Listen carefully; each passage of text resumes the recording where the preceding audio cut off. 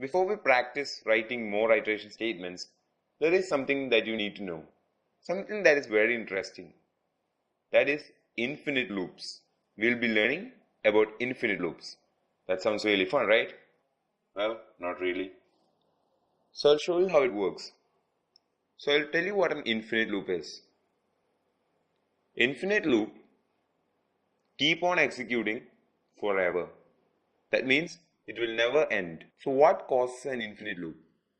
Remember this previous program, we have provided an I equal to I minus 1, right? Remember that, right? So what would happen if we remove this line of code? Let's see. So I have removed that line of code. Now let's try running this. Enter the number, let it be 12. And you can see that the program, you can check out the output screen and you can see that the program is not ending. It's being executed again and again and again and again. Why? It is an infinite loop. So I'll tell you why this happens. First, let me just stop this.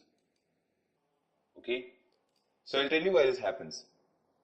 I told you that the while loop will keep on executing as long as the condition is true. So I value is 10. First it will check if 10 is greater than 5. Yes, 10 is greater than 5. So it will print the value 10. Not changing the value of I here. It forever remains 10. So what happens is that it will keep on comparing if 10 is greater than 5. Yes, of course 10 is greater than 5. So that condition will always be true because we are not decreasing or increasing the value of I. So it will keep on getting executed again and again and again and again. And there is no end to this program. So this is called an infinite loop.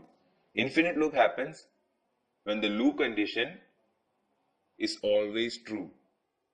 So that is the reason why we provided an I equal to I minus 1 here. So in this case, the value of I will keep on decreasing. So there is an end. So when the I value becomes equal to 5 or less than 5, the program will stop right there. So I think the concept of infinite loop is clear to you. So that is all about infinite loops. I'll see you in the next lecture. Thank you for watching.